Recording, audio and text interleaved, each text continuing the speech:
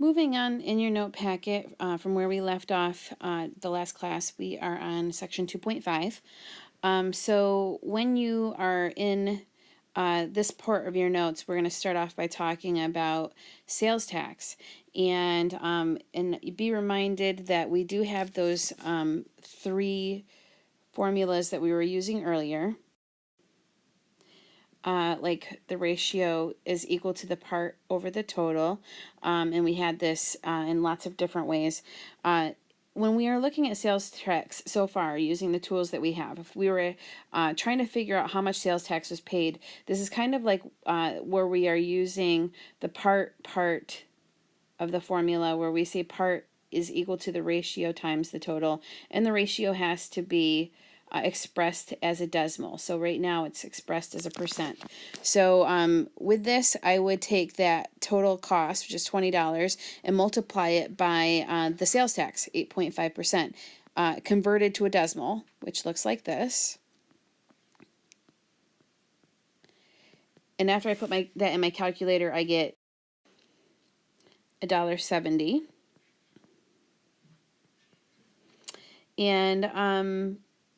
And so far, this is kind of something that I do all the time. This is not, it would not be unnatural for me to whip out my calculator in a store and throw some numbers in there to try to see how much money I really need to make a purchase. The variable that is the input for this, and in this case, we're talking about how much something costs total, and what the original amount is on the price tag, because we always pay more if there's tax involved than what the price tag says. So the input variable for this, what affects the cost, is how much we are spending. So we're going to say that the input variable is the cost of the item. The units of measurement here, we measure cost using dollars. And the variable that is the output is the cost of the item with tax.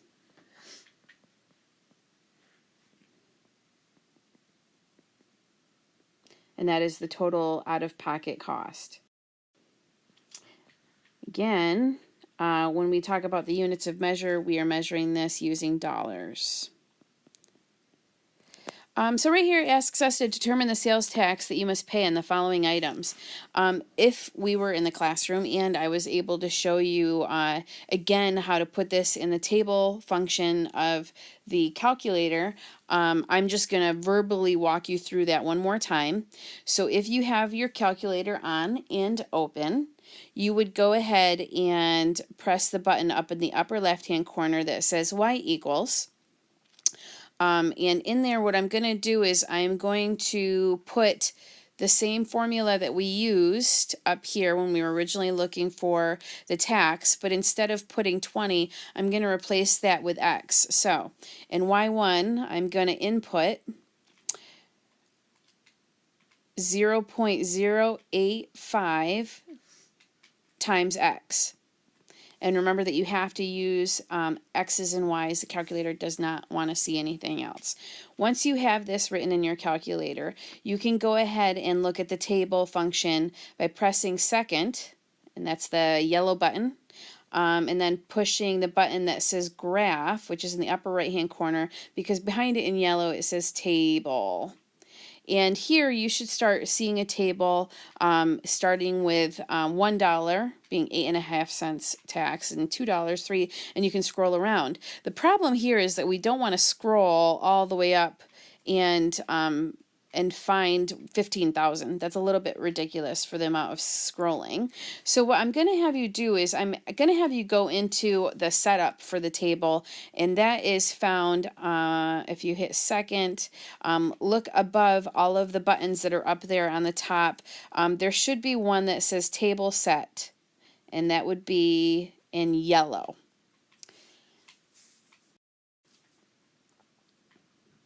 So I'm going to go ahead and add really quickly over this a picture to show you what I'm talking about.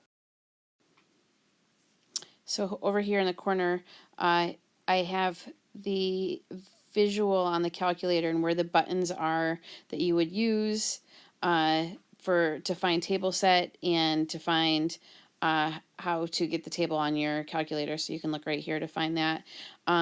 Once you hit second table set, you'll see a window that looks like this. And basically, the first number refers to what number you want your table to start at and how many increments you want it to go up or down by. That is what this is right here. So this table would start at 5 and it would be going in increments of -1. So I would expect this table to say 5, 4, 3, 2, 1 in the input, and then the output would be whatever the formula is. What we're going to do is we're actually going to change this so that instead of saying auto, we're going to arrow it over so that it says ask. That way you don't have an automatic table. After you change the table setup, then I want you to go back into your table by hitting second graph, and you should have a blank table. And then what you can do with that blank table is you can press whatever you want the input in under the X column and push enter, and it will spit back at you what the output is.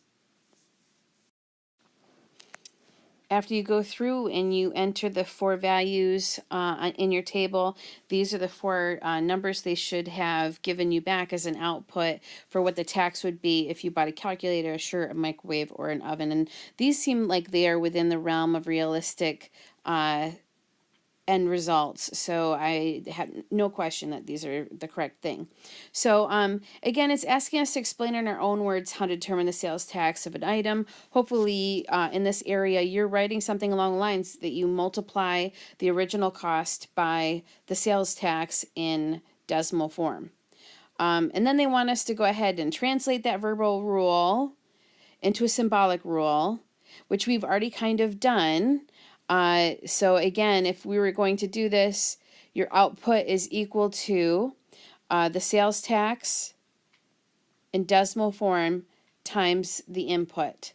Remember, anytime we write a symbolic rule, it always should start with output is equal to, and then whatever your sentence is, and somewhere in here you would have an input variable, the X or whatever it is that you're using.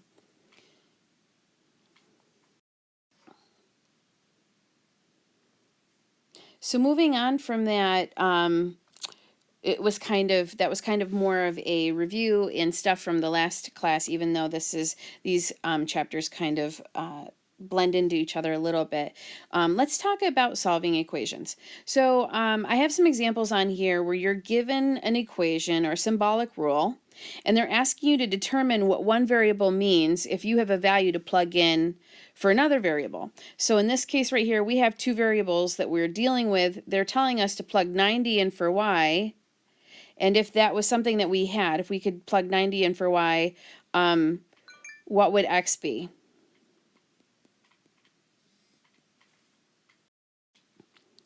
Anytime you are solving an equation and you have multiplication involved, and when I say that, the variable we're trying to find the value for is x. It's being multiplied by 7.5. We undo multiplying by dividing. So I'm going to divide both sides by 7.5 to get x alone. And I just canceled the wrong thing. 7.5 gets canceled. This is what's going to go on my calculator. I know that's really terrible handwriting. After putting that in the calculator, you should get a value of 12 for x.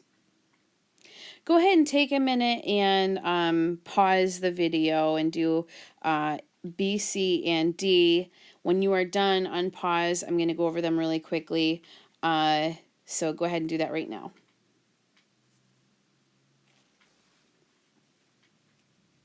Coming back.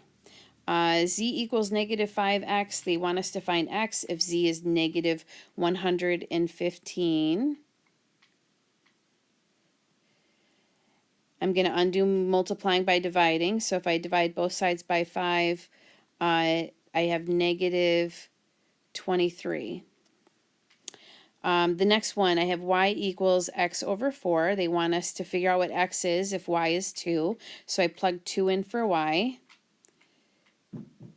anytime you are dealing with solving an equation and you're left with some kind of fraction equal to something else and you want to get rid of the fraction, you can multiply both sides by its denominator and that will cancel out the denominator. So in this case, x would have to be 8. The last one, determine x when p is negative 18. This is a little bit of a different situation, and you can do this a couple of different ways, but I'm going to stick with what I was telling you before in the example C.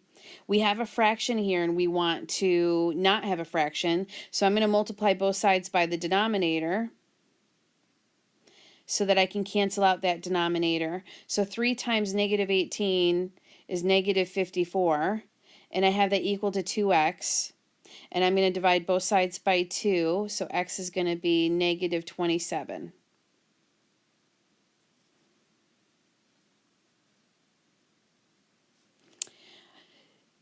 I'm going to give you a few more minutes again to try A, B, C, and D. Again, you're plugging in values for unknown variables to figure out what the other variable is worth in that situation. So take a few minutes, do these examples, and then come back and I will go over them with you.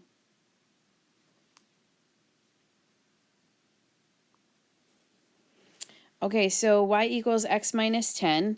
If y is negative 13, and we plugged it in order to get x alone, you would have to add 10 to both sides. So in this case, x is going to be negative 3.